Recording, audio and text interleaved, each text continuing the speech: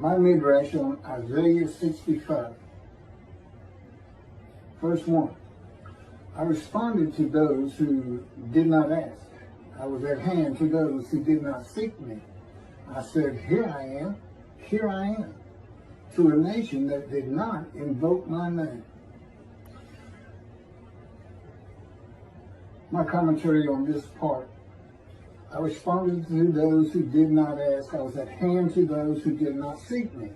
God is saying that even with all of his people gone astray, not following the teaching of God's servant Moses, whom God charged at Or with laws and rules for all of Israel, that he was still there for them.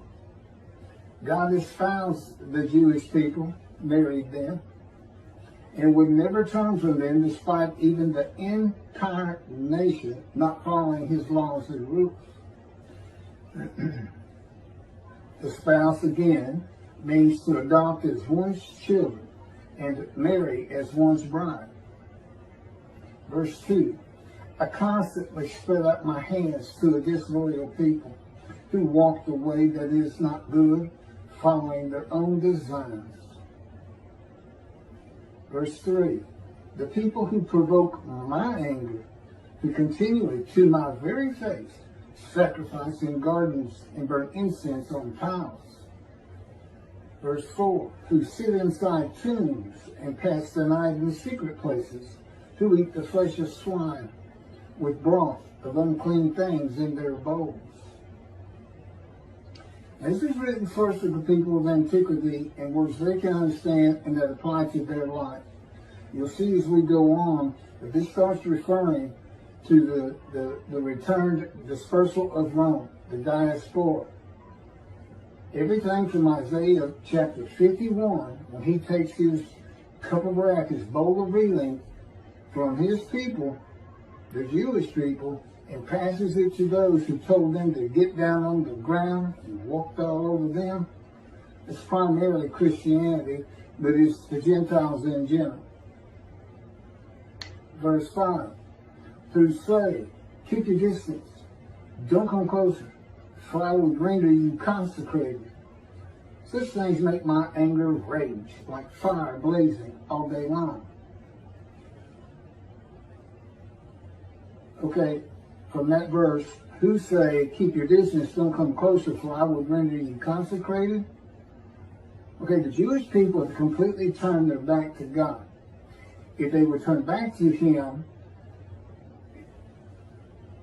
in this chapter, not necessarily right now, if they would turn back to him, he would dedicate them formally to a religious or divine purpose. Verse 6, see, this is recorded before me. I will not stand idly by, but will repay, deliver their sins into their bosom. Okay, I will not stand idly by, but will repay, deliver their sins into their bosom. God will punish the Jewish people for turning their back to him and being guilty of disregarding his teachings, laws, and rules.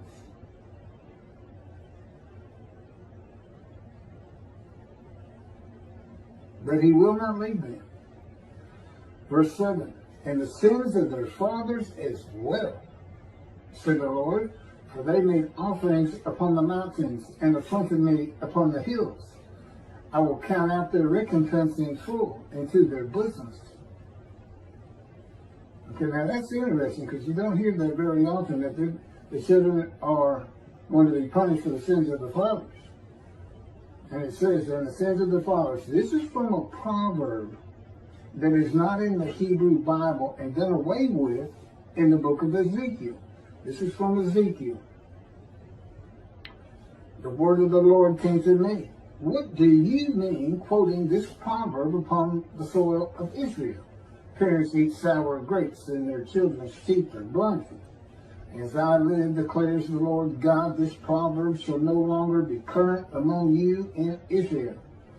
Consider all lives are mine. The life of the parent and the life of the child are both mine. The person who sins, only he shall die. That's Ezekiel chapter 18, verses 1 and 2. So up until this time, the Israelites, the Jewish people,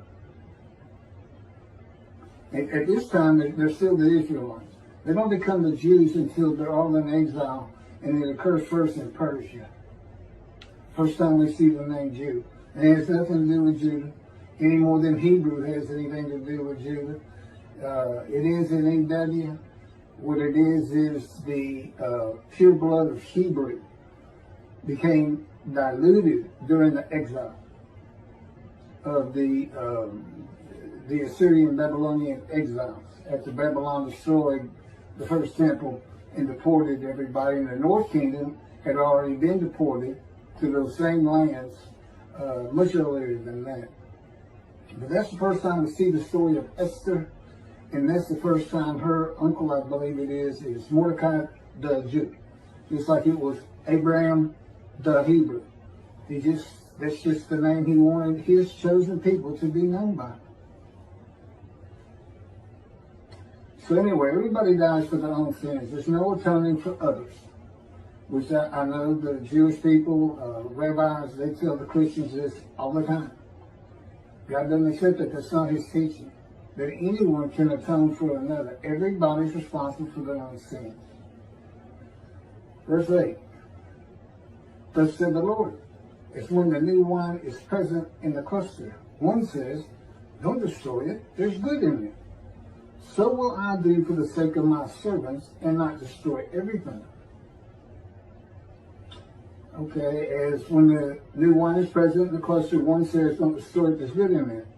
This analogy is between the cluster of grapes and the Jewish people.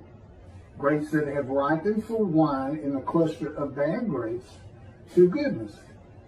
And many of the Jewish people among many more who disregard God's teaching, laws, and rules. Applying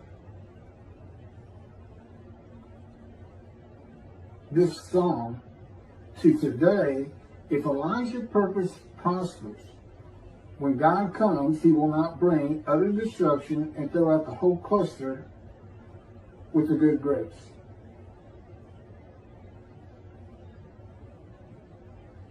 Verse 9, I will bring forth offspring from Jacob, from Judah, heirs to my mountains, my chosen ones to take possession. My servants shall dwell thereon. Okay, taking this part. My chosen ones shall take possession, my servants shall dwell thereon. Okay, today, this is the return of the Jewish people to the land of Israel from the Roman dispersal that brings God's return in the day of the Lord in the book of Jeremiah. See, a time is coming. The land blooms again. See, a time is coming. Jerusalem's rebuilt. See, a time is coming. I make a new covenant with you. Where do we find this new covenant? You look at the last page of the prophets, Malachi 3. God says, I'm coming. I'm sending my messenger to clear the way before me, who is Elijah. And the angel of the covenant that you desire is already on the way. There's the covenant. That's the time to come, the day of the Lord, and that day is today. Verse 10, Sharon shall become a pasture for flocks in the valley of Achor, for cattle to lie down, for people who seek me. Sharon becomes a pasture for flocks in the valley of Achor, a place for cattle to lay down. Okay, the Sharon plain is near Tel Aviv, and the valley of Achor is near Jericho, both in the lands of the northern kingdom. And that's how you know this is not for the Assyrian Babylonian exiles. The northern kingdom was inhabited by Gentiles that were imported when the northern kingdom was deported by Assyria. It doesn't apply to them. This is the entirety of the promised lands. Now, Israel today, the state, the country, doesn't comprise all the promised lands, but it's definitely in the north and south kingdom. Okay, I said Psalm a minute ago. This is chapter 65 of Isaiah. And what I was referring to was the psalm where that proverb came from. I should have said proverb. This chapter 65, like all the chapters of Isaiah from 51 to 66, pertain to the Roman dispersal in the day of the Lord. Okay, for my people who seek me, that's the Jewish people who heed and revere the Lord, esteem his name, who desire to be written into the scroll of remembrance for entry to God's spiritual heaven, prepared in the day of the Lord. This is all in Malachi 3. I mean, it's where he discusses it, God does. The Middle Ages and the Common Era in general is much different than the heaven of the scroll of remembrance, I have been told. No one of this generation will see anyone of biblical times in heaven. And the Lord tells them they would not want to. They were illiterate. Nobody could read. Life was just, can I get through this day with some food and shelter? And no police, no anything. If you had stuff, people took it from you. And that'll be revealed more as I go on. And what's special about this heaven for this day of the Lord, which I believe begins, and God has, as so much as indicated, 1957, when the dawning of the age of the internet, when the Russians sent up the first satellite, Sputnik. It's also the year I was born. But with me is the angel of the covenant. It's the angel of his presence. The covenant's the new covenant, Jeremiah 31. Though they don't know it, every Jew on the face of the planet is sin free. Okay, they had to understand this before God says, okay, I cleaned your slate, now let's start being observant Jews. You can get back to synagogue or go to synagogue for the first time, if such be the case. And he did this for the Syrian and Babylon exiles. When they returned by writing, Isaiah's writing, he forgave their sins. And what did they do? They became a holy seed, and they built a second temple. Well, we have another temple to build. God's covenant of friendship says, I'm going to place my sanctuary amongst you.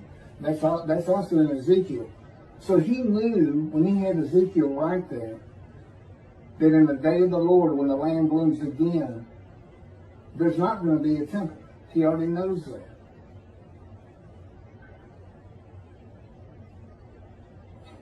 So that means if everybody's forgiven and with the clean slate, that's just a different generation of people. That's why heaven is different for this generation. Though it's just going to be a more beautiful, wonderful heaven, is what it comes down to, than there has ever been before for any of the sets of generations. Antiquity had theirs.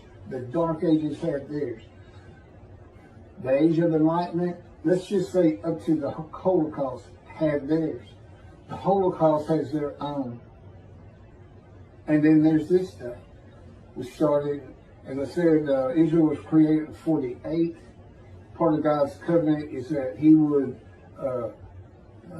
make a planting of renown. In other words, his power, a gift from God is that he has assisted Israel in making the land bloom again for his return. And it's very simple. He just says, when y'all come back, I'm going to come back to you. That's all that's about.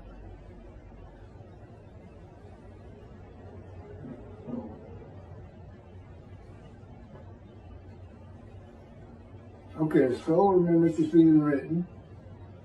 And on the day, this is from Malachi, and on the day that I am preparing, said the Lord of hosts, they shall be my treasured possession. That's those who revere and esteem the name of the Lord in the day of the Lord. They'll be his treasured possession. I will be tender toward them as a man is tender toward a son who ministers to him.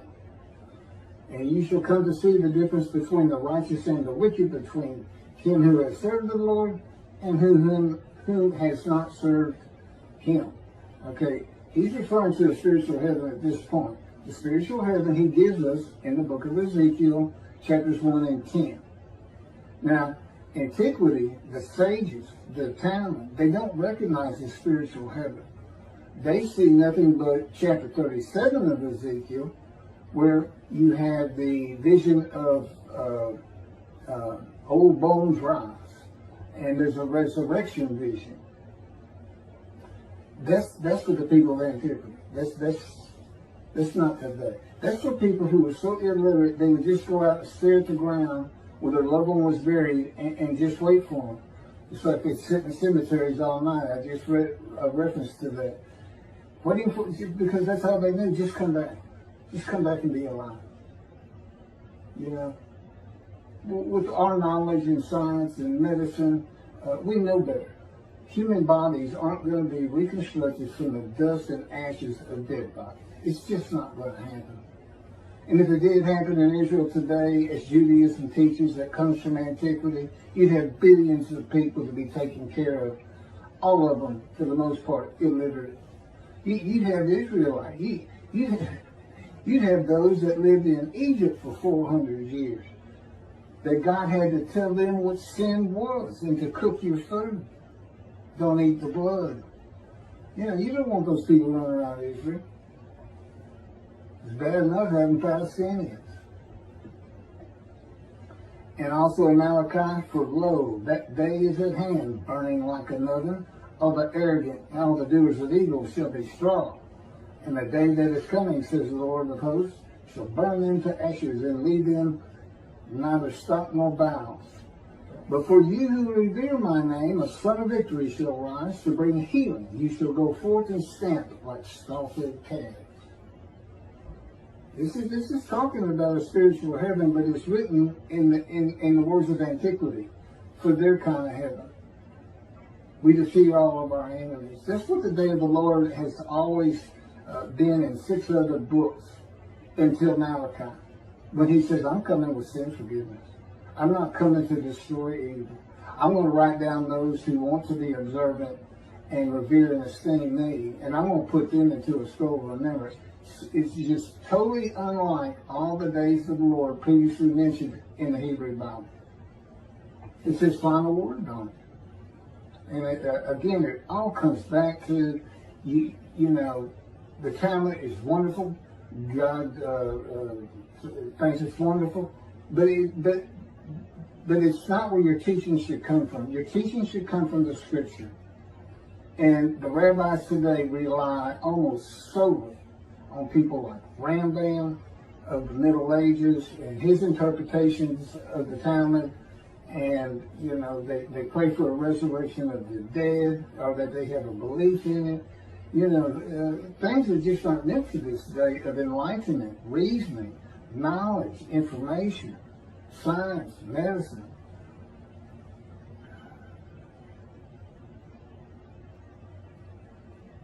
Okay, so all that came from Malachi chapter 3, verses 16 through 21. You can back up with chapter 65, verse 11. But as for you who forsake the Lord, who ignore my holy mountain, who set a table for luck, and fill a mixing bowl for destiny,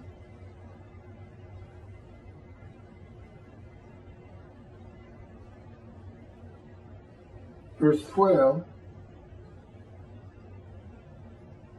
Okay, but as for you who, my commentary on that verse, but as for you who forsake the Lord. Okay, that's the arrogant, the doers of evil, and the wicked, that he makes reference in Malachi. Okay, if you were to take this chapter 65 and say, okay, that applies to the Roman dispersal who's back in the day of the Lord. That's what you would call them. Those who do not go into the scroll of remembrance. Verse 12, I will destine you for the sword. You will all kneel down to be slaughtered. Because when I called, you did not answer. When I spoke, you would not listen. You did what I hold evil and choose what I do not want. Okay, remember, when he comes back, first thing he's doing is having a reckoning with the rabbis. He puts them in the category of those who do not heed him, revere, or esteem his name. Even though they're sin-free, they practice observant Judaism. By all accounts, they should be going into the scroll of remembrance, but they will not, because that's why God says they are dismissed. He's got all kinds of purposes in that. One is straighten out your teachings on this Messianic era. And heed my prophet. He's described in Isaiah 53, which is not by any stretch of the imagination the Jewish people as the man Israel. And he knew they'd be teaching it. No, yes he did. In other words, they're going to have to help me because I'm that man. If they want to get back in right standing, that's the teaching of the righteous servant. Everybody's forgiven. I have to get that message out there in my capacity as Elijah, but everybody's forgiven. So how does the righteous servant make many righteous?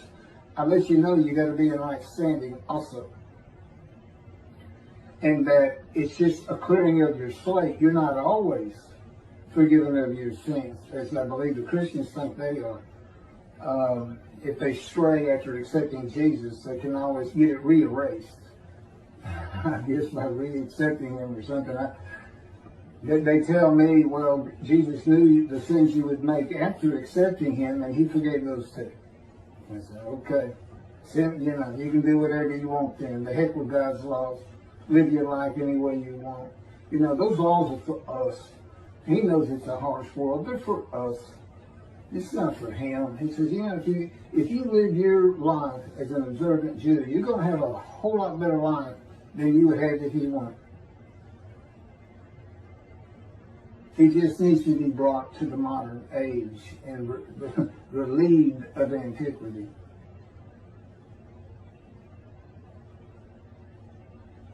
And again, you will all kneel down and be slaughtered. The day of the Lord, burning like an oven, shall burn into ashes. Okay, death in this context means you will not have eternal life.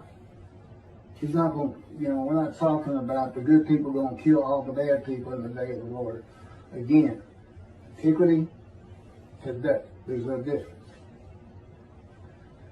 And because when I called, you did not answer. When I spoke, you would not listen. God calls through his prophet, and the prophet is answering. It's not walking out your door and saying, I'm going to do God's will this day. And the first thing you do is say, is God asking me to do something through his prophet? This is how he communicates to the earth, to human beings, to his chosen people. This is what the Hebrew Bible is about. Now, I'm the only person who's ever been able to explain all this and how it is that the angel of the Lord's in the burning bush and God speaks. How a man in divine being wrestles with Jacob and God speaks and changes his name to Israel. I have all the answers. Just like Elijah would have all answers of things from heaven. Verse 13. Surely, thus said the Lord God, my servant shall eat, and you shall hunger. My servant shall drink, and you shall thirst. This is the evildoers versus the scoffhead calf. My servant shall drink, and you shall thirst. My servant shall rejoice, and you shall be shamed.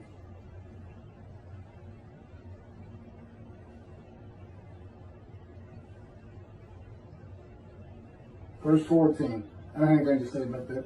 My servant shall shout in gladness, and you shall cry out in anguish, howling in heartbreak. You shall leave behind a name by which my chosen ones shall curse. So may the Lord God slay you. But his servant shall be given a different name. You shall leave behind a name. Okay, they're going to be called the wicked, arrogant, evils, doers of evil. From Malachi 3. By which my chosen ones, God's chosen the day of the Lord, are the Jewish people who are righteous, observant, and in right standing with God, and chosen to be written into the scroll of remembrance. The chosen of the chosen. But his servant should be given a different name. Okay? They're going to be called righteous stall-fed calves. According to Malachi 3. Verse 16. For whosoever blesses himself in the land shall bless himself by the true God. And whoever swears in the land shall swear by the true God. The former troubles shall be forgotten, shall be hidden from my eyes. That's the important part, that last sentence. The former troubles shall be forgotten, shall be hidden from my eyes. The new covenant is delivered and announced in the day of the Lord, where the sins and iniquities of the Jewish people are forgiven and remembered no more. which, in other words, the former trouble shall be forgotten. Your sins are, remember them no more. Hidden from my eyes. Verse 17, for behold, I am creating a new heaven and a new earth. Again, slow remembrance, heaven, written in times of antiquity and their belief in resurrection of the dead, very little belief in spiritual heaven. It's not taught in Judaism. And in those days, generally, everything bad that happened to you was thought to be because God was angry. The belief that you would rise to heaven and live with God just wasn't prevalent. For behold, I'm creating a new heaven and a new earth. That will be when this earth ceases. You'll have a new heaven. The former things shall not be remembered. They shall never come to mind. For behold, I'm creating a new heaven and a new earth. Okay, the ultimate purpose of God, ultimate purpose, not all purposes. He tells us here in Isaiah 65, with creation is to bring into existence a new spiritual heaven. How? It's by the addition of a new host of angels. The angels of Israel, the Jewish people. And begin the whole thing all over again with a new earth. Which, by the way, is your television in heaven. You get to watch the new earth being formed. And not only that, because he showed me in vision, the very room I'd be in, the very bay window I'd look out at and watch this world be created. And then he creates man. You get to see that. And then he chooses another chosen people. He's going to do the same thing. He said, it's perfect when I did it, and I'm going to do it again. They'll have different names. They don't necessarily be called Jews. They could be. But it'll be a chosen people. And so the Jewish people get to sit back and relax and say, let's see how this thing really unfolds. That's pretty neat. And there's meeting places. Again, I am also Elijah. And as the prophet like Moses, God dictated everything I'm saying to you. God dictated to me in the book, The Life of God's Righteous Servant.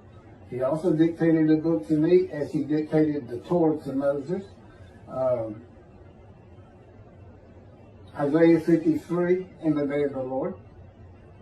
That's where all my videos come from, is these two books. Plus, he teaches me on the fly, so to speak. I'm always learning new things. Judgment day for entry to heaven is when the earth no longer exists as we know it. And again, the description for a spiritual heaven is found in Ezekiel 1 and 10.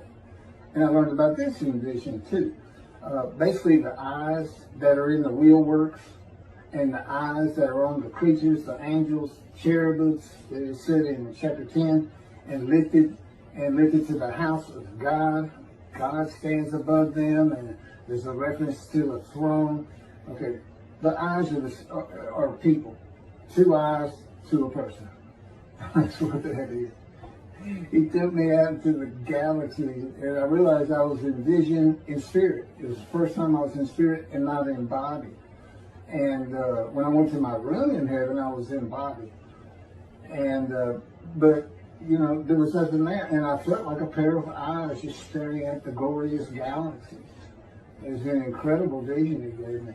And he didn't give me any warning before he took me to it. We were just talking. We were outside at a park. I had just run 3 miles. And off in the galaxy. And that night he said, read Ezekiel chapters 1 and 10. And the minute I saw eyes, I knew exactly what that was.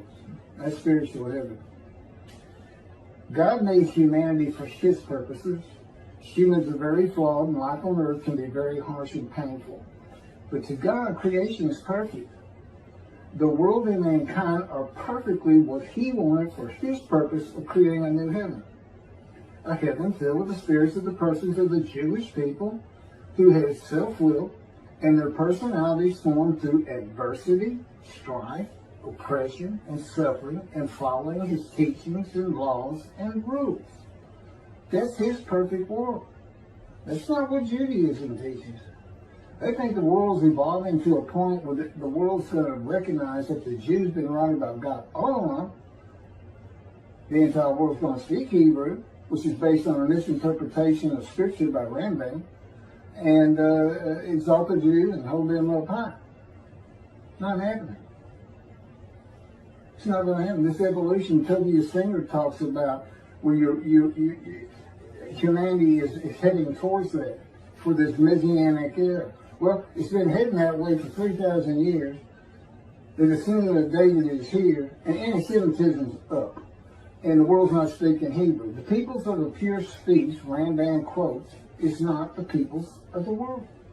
It's his peoples, the Jewish people in Israel. And guess what? They speak Hebrew. It's a prophecy fulfilled. God wants the last generation of the Jewish people on earth to also have their personalities formed through adversity, strife, oppression, suffering that comes from living on the earth as his people. Again, ultimate purpose of God, a new heaven. Why is it new? The addition of a host of angels, a new host. The angels, Israel, the Jewish people. Because he says, I'm making a heaven where the name Israel shall endure. There's no heaven for the Gentiles. If they want to see heaven, they have to convert to Judaism and become Jews. That's all they got. Again, it's an option. In the Messianic era, this will never happen. All adversity and strife is gone. God doesn't want that. That's not his perfect world. And he says the perfect world Tobia talks about is not perfect. It won't work with human beings. Period. You got to have competition. You got to have people saying, I'm gonna outdo that person. I'm gonna be better. I'm mad. I'm angry. See, in the world that they're talking about, nobody gets angry. I don't know who does the work. You know, it never works. Reading a science fiction book, you'll figure that you cannot have utopia. Human beings are created for utopia. The former things, he says, shall not be remembered. They shall never come to mind. Now think about that. What does he mean? In heaven, I won't remember my life on earth? That's correct. You're a new creature. You're you. You're the you know, the person within that body that you're in. That's you. And you say, well, how do I know all about Jews and Judaism and Talmud and anything and everything that's Jewish that this new heaven's about? You just do. And he's proven it to me. The thing is, he provides the information of your mind that your spirit, your person reads. You know, your spirit reads your mind. Your thoughts don't come from a bunch of electrochemical synapses and chemicals and tissue of the brain, gray matter, white matter. That's not where your thoughts are. No, it's from that God-given spirit that's in your human body that knows how to read the information in that brain that comes in from your eyes and your ears and your remembrance. And in heaven, you don't have a brain. You don't have a mind. It goes to the dust. He provides it. And I know these things because he does it with me. The normal workings of this human are now different. I'm a man in divine beings. He supplies the information my mind would be supplying, but he's in control of what that is, which is how he can speak to me or have me always speak the words he wants me to speak. That includes right now. There's more on that on other videos. You're a new being with the knowledge you had on earth, with a heavy emphasis on Judaism, all things Jewish, including the culture, history, and even food, though you will not need it or desire it. Okay, this is how he had me type this. You will not wonder how you know the things you do know or their source. God is the information of your mind, and that information will not include anything of the earth. He will not have you wonder about the source of your knowledge, and you cannot without him. And you will know your loved ones without even thinking about why or when you first began to love them. He won't let those kind of thoughts come to you. You just know you love them. It's incredible what he's doing with me. It's just incredible. A man in divine beings. It's just me, God, and the angel of his presence, the Holy Spirit. That's the same thing. Angel of his presence, Holy Spirit, same thing. It's an angel, and that angel's body is the Spirit of God. It's not a human form with wings. Judaism doesn't recognize the Holy Spirit of God to be a person, which is an absurdity. Because, there's so much scripture that says the exact opposite. The Spirit of the Holy God went to Ezekiel and said, speak. He's talking to speak. He's talking. That's the person. He gets grieved. He gets angry if the Jewish people don't obey God. He gets angry. He gets grieved by it. God says, don't grieve him. He won't forgive you. This isn't your regular angel. But anyway, and God says, for I shall create Jerusalem as a joy. He calls it Jerusalem for antiquity because they believed on this heaven on earth that, that's what they believed in. Okay, now spiritual heaven as Judaism still teaches today. So he calls heaven, it can be used two ways today. We look at that and say, oh, he means Jerusalem's heaven, spiritual heaven. And her people's a delight.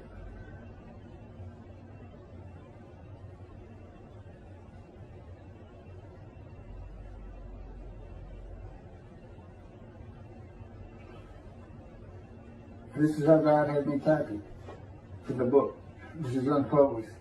The beliefs, knowledge, and reasoning of the people of antiquity, including the sages and rabbis of Talmud and Rambam and Rashi, and into the Middle Ages, were taken into consideration by God when he wrote this, had it written. They wanted a better, peaceful existence on earth, to never feel grief and sadness, for their babies and loved ones to return from the dead, to live very long lives, to build their homes and grow their crops without someone taking their homes and crops from them, to be free of forced servitude, made to build and plant for others, and to not fear their children would be taken from them into slavery. All these things show up in the final verses of chapter 25. For then God wrote inspirational poetry and songs and stories of a better time to come, inspirational prose in a time when surviving the day with having food and shelter, protecting your few possessions was your existence. The people of the common era and ages of reasoning and information should recognize the inspirational prose for what it is and not necessarily prophecy to occur, and their beliefs in such things as the resurrection of the dead. And again, not everything, it looks like prophecy, but if it cannot happen, the world's not going to love the Jew. There's no reason to believe there's being an evolution towards that. God had me watch a tape of Toby Seagull, which I avoid at all costs. Had me watch it, and there he is, saying the intent from God all along was to take this imperfect mess, this imperfect world, and it will evolve into a perfect world based primarily on the Jews being a light to the world, I suppose. They can't get around, but they're saying, Jews for Judaism says it, Rashi says it, they're talking about the Jews have atoned for the entire world to be at peace and love because of the suffering they endured. But what they always seem to forget, no culture that I can think of has ever suffered as the Jewish people have. But many cultures still aren't here anymore. Okay, that's a big suffering too when you get obliterated and exterminated. There's plenty of cultures from long, long ago that are no longer with us. I give you the Mayans, which is the Gentiles, the Christians. I mean, that's what I think of when I think of Mayans, human sacrifice. That's the thing, man. But there's no such evolution. It's perfect. It's exactly what we want. And he was showing.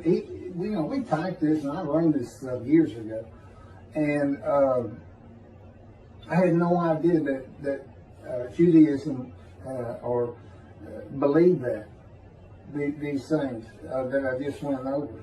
This evolution, God's going to take an imperfect world and make it perfect. God is saving in. Toby is saying, my creation is perfect, just like it is. It's perfect for my purposes.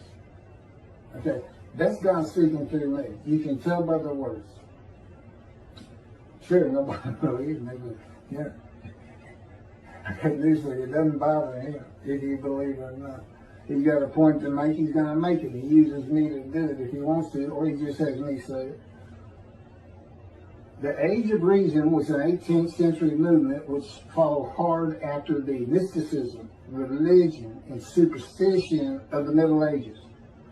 This age represented a genesis. This is the Age of Enlightenment. This age represented a genesis in the way man viewed himself, the pursuit of knowledge and the universe. Deism came to be. In this time, man's previously held concepts of conduct and thought could now be challenged, which is what I'm doing with Judaism. I'm just telling you, those are great concepts back then. But let's bring it to today. And there's no reason the Jews can't do this. All religions have a utopia at the end. Everybody does it. And as I mentioned earlier, it doesn't work. You can't have utopia with human beings. You can have a peaceful world, but everybody's holding on to their own stuff and saying it's peaceful because, that's for all kinds of reasons. The reason the United States has been at peace since World War II, except for Vietnam, but in Korea. Fears of being labeled a heretic or being burned at the stake were finally done away with. You can speak your mind about such matters. Deism is the belief in the existence of a supreme being, specifically of a creator who does not intervene in the universe. The term is used chiefly of the intellectual movement that accepted the existence of a creator based on reason. Somebody had to make this. While rejecting the belief in a supernatural deity who interacts with humankind. Well, of course, they're wrong. God's doing it right now. He did it in the biblical times when he talked to his prophets and had his prophets speak to his people. And he's doing it one more time. He's got one more message and teaching to get out there. And you're hearing it. And it gets simpler, but came back and made the land nice, Jewish people. But where's God's house? He'd like to have his house back. There's reasons why this creature, this entity that God is, likes to be on the earth. I know the reasons for it, but I can't get into it right now.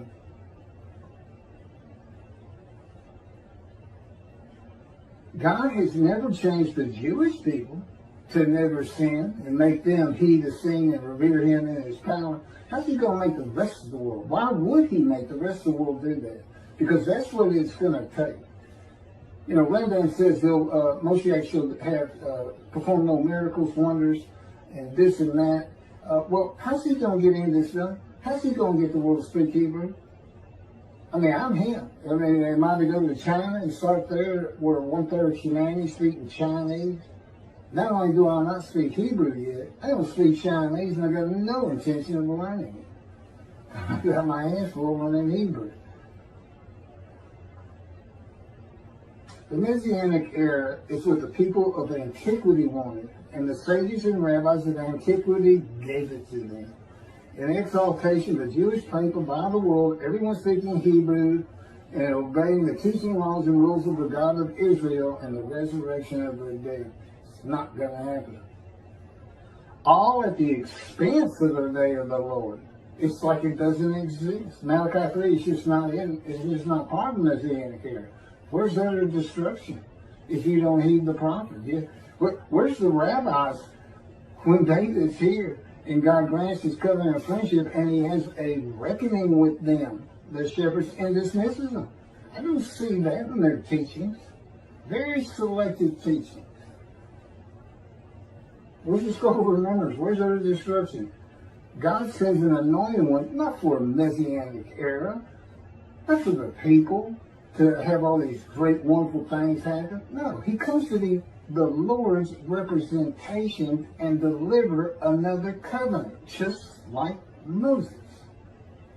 Everybody's forgiven, just like the exiles. It's just a bunch, it's repeating stuff, and yet Judaism has just made up chapters of the Bible that don't exist because they're not reading the Hebrew Bible properly.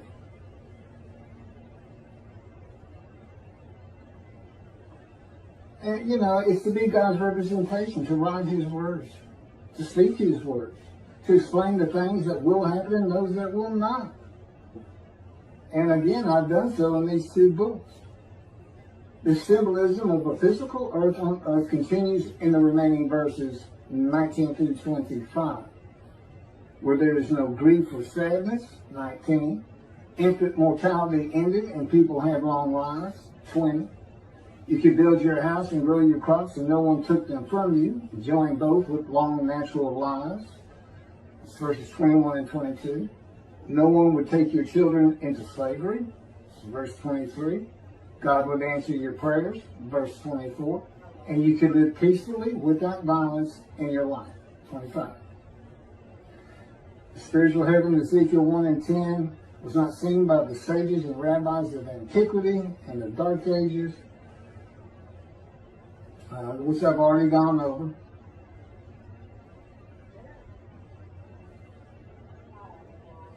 So, you know, summing up, and you can read those verses yourself, I am here with God in me to teach the rabbis today, among many other tasks, how to interpret the Bible by eras and ages for the sake of the people of the land of Israel.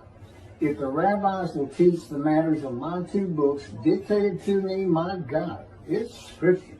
It's just not canonized. It's divinely received. If they'll teach this to their respective flocks and straighten everything out, they'll be back in right standing with God. They can make it to the scroll of remembrance. And like I said, in a way, he's just putting them in a headlock, saying, okay, y'all never listen to my prophet. You think you know everything. Your arrogance precedes you. But this time, I'm gonna punish you on the fly, so to speak. You're either gonna do it, or you're gonna know you're not in the scroll of remembrance, because we're not gonna stop saying it for the next 10, 15, 20, 25, 30 years. I'm 63. Moses was 80 when God came to him. He spoke to me when I was 50, though he came to me in my first year. They never said anything to orchestrate my life, to make sure I fit every verse of Isaiah 53, to make sure I lived a life of wounding and pain, suffering, and disease. But you can't offer me as a human sacrifice. I'm defective at birth. He said, I touched you in the womb to make you disfigured. You can't offer a disfigured lamb or one blemished with disease. That's what it's all about, man. It all comes back to his wrath on Christianity. If you ever wanted a super duper anti-missionary person in Judaism, well, you're looking at him, because God is in his spirit are within me, running everything from my mind, my thoughts, based on who I am. I mean, they make me a better person. I'm still the same Keith, so feel like the same Keith, that I can see the incredible improvements that they orchestrate by providing the information of my mind, and they control my body. I don't wave my hands around when I talk. Keith does it. I'm a lawyer. I learned a long time ago from my mentor, don't use your hands. Put them down, because that'll make you think harder on the words coming from your mouth. Don't try to be expressive. You want to be expressive? Do it with words. So, as God says, there's me, or the Holy Spirit. It's an incredible time. This is what the Messianic era is. It's the times of the Anointed One in the awesome, fearful day of the Lord. That's what's taught in the Hebrew Bible. When you realize how to read it, as it's written for people of antiquity and Dark Ages, and people of enlightenment, reasoning, knowledge, information, science, and the internet. I am the Anointed One, and the false teachings of the Messianic era, world to come, are a great impediment to me in the building of the third temple that prevents utter destruction to Israel and its people. If I'm not heeded, God says when I come, I'm going to bring utter destruction. What he means is you're going to be utterly destroyed by, he used to say, raise armies. Okay? He's just saying it's out there. My creation's going to get you. If this doesn't happen, and we don't get that temple built, and it scares the Middle East from ever attacking you, period. He says in Jeremiah, when Jerusalem's rebuilt, he says you'll never be defeated, dispersed again. That's contingent on Malachi 3. It's very important. And God wrote in, he'll be shunned and despised, accounted plagued and afflicted by God. Okay, that's written in there. Guess what I'm getting from my videos and from my saying these things that you hear, and this really is a summary, it's just not the whole book. Shunned and despised. Yeah. It's been looked at by over 800,000 people, and I'm not even receiving a comment. So that tells you something. But I don't have to worry about it, because this is God's day. This is his redemption of the Jewish people. Somehow, some way, and I'm supposed to end up with a portion and a spoil and a bow to be honored. And he took me into poverty. Isaiah 53, he's taken from the land of the living. That's decided, because I'm given long life. I was told I was given a death sentence 20 years ago from cancer. Stage 4 lung cancer. Untreatable. Prepared to die. It's 20 years ago. And I never even showed the symptoms. God said, I took the cancer, I gave it to you, and I took it away after you heard that you had it. And it did cost me my life. I quit working, just waiting to die. And here I am 20 years later doing this. And he's right here. And I don't just hear his voice, I feel him. His power encases me. His presence is heavy. And of course, the Holy Spirit's here. It's three of us. I'm a man and divine beings, without me and within me. They're like two clouds. Here's spirit, an element of the unseen. Here's God's presence, his mind, an element of the unseen. And like two clouds, they floated together. They look like one cloud. But it's two clouds. Okay? They descend on me in this room. They fill it. They fill any room I'm in. And in that room, you would be enveloped by the very presence of God and his Spirit.